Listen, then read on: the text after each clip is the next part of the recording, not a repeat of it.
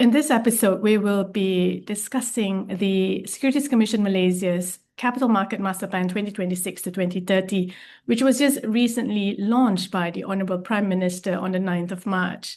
This master plan sets the vision for the capital market, and the SC has anchored it on 4 strategic outcomes. First is market vibrancy, and that will focus on equity and bond market. Second is inclusivity, to have a capital market that's inclusive for all Malaysians. Third is to unlock regional opportunities. And fourth, but certainly not the least, is to mobilize capital to meet sustainability and transition financing needs. To get some views on the sustainability dimension of the master plan, we have with us Dr. Gary Theseira. He is a leading climate governance expert. He's currently a director and council member of Climate Governance Malaysia. He's also an Adjunct Associate Professor here at the Asia School of Business. Dr. Gary also runs the Global Association of Risk Professionals Sustainability Climate Risk Certificate Program, which is offered by ASB. Hi, Dr. Gary. Thank you so much for joining us. Hi, Nadia. It's a pleasure to be here.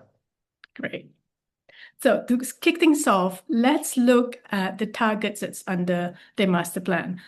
The SC has set a pretty ambitious target for the sustainability pillar, and that is to mobilize between 90 billion to 100 billion ringgit cumulatively over the next 5 years to projects that have very clear, measurable environmental and social impact.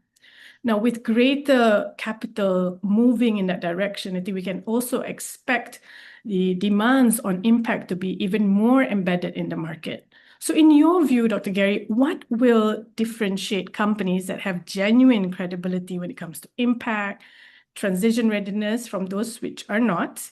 And what is it that companies need to do and should do for them to sustain and build the credibility so that they can benefit from this capital flow? Thank you for that question. So that's a multipolar question in and of itself. We are now living in a multipolar world, and there are strategic issues that all economies have to deal with, regardless of whether they are small or large economies. And one of those issues really surrounds the concept of sustainability. Now, in this global economy, the acceptability of your products and services in some of the major markets is a real issue. And so your products and services do really need to be tagged with some kinds of sustainability certification if they are going to be accepted. Now, I think that this allocation, ambitious though it sounds, needs to be directed very strategically.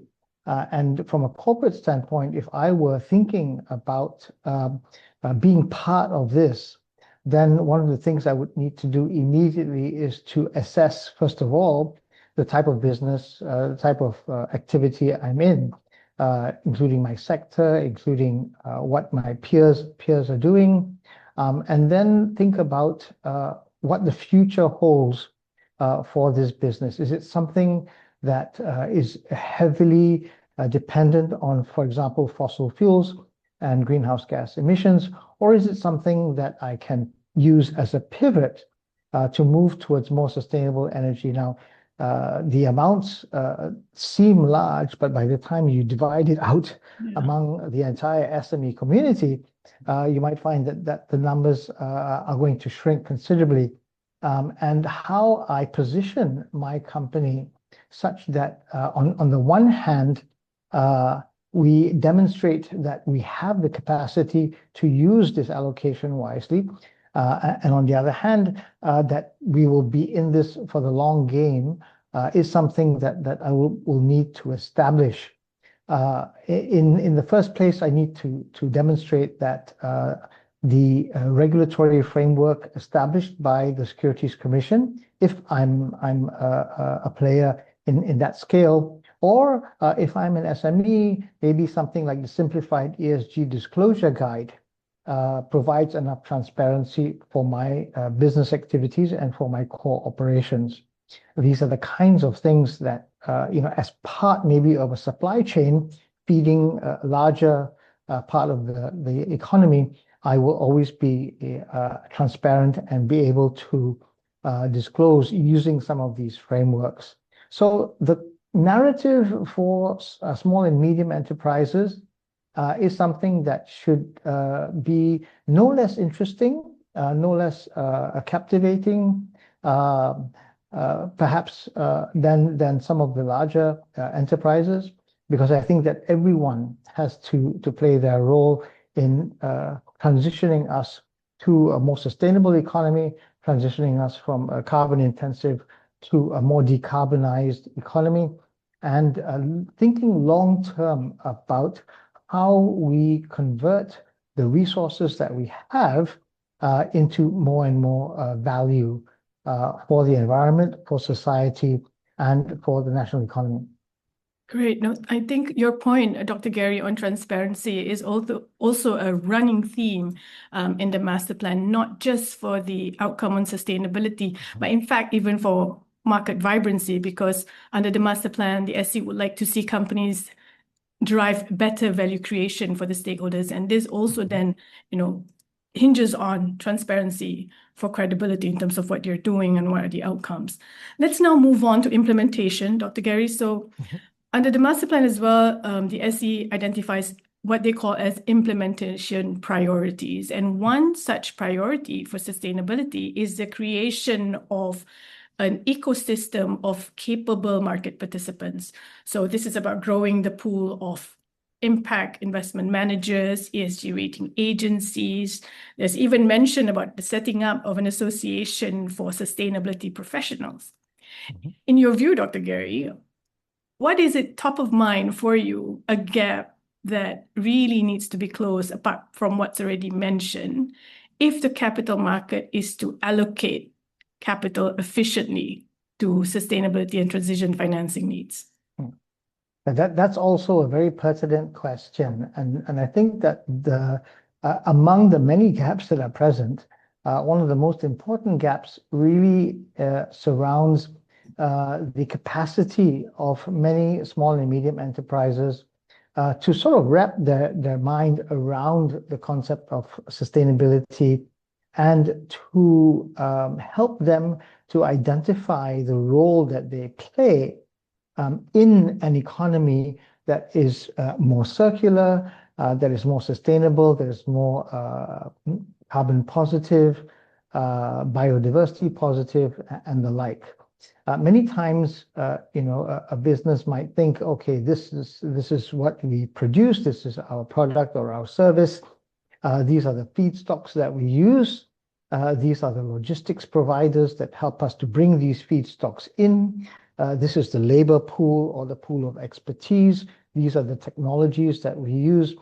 This is the final product. And then these are the logistics and the marketing services that get all our products and services out to our customers out there in the world.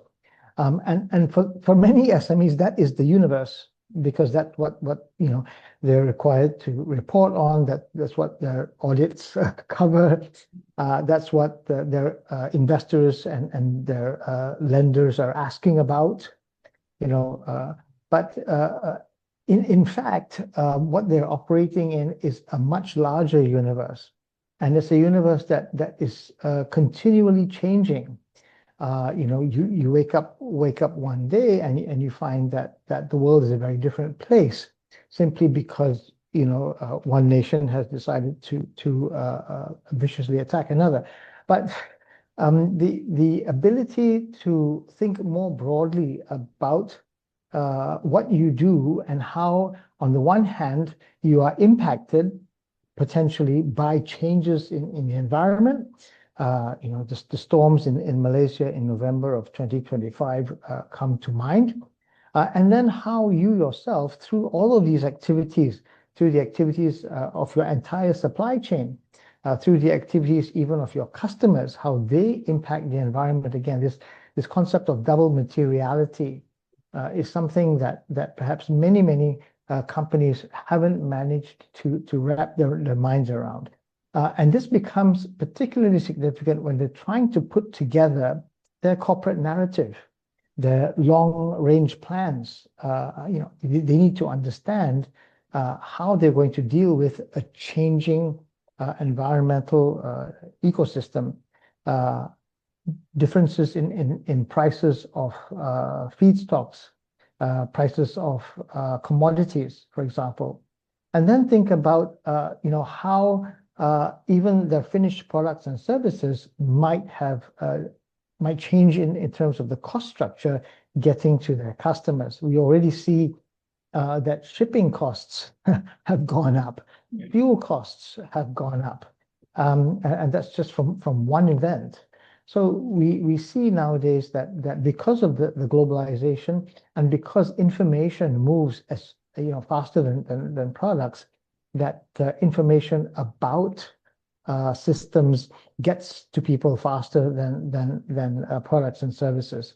So the ability to respond to this, not react, but respond to this in ways that are constructive, in ways that are helpful, in ways that are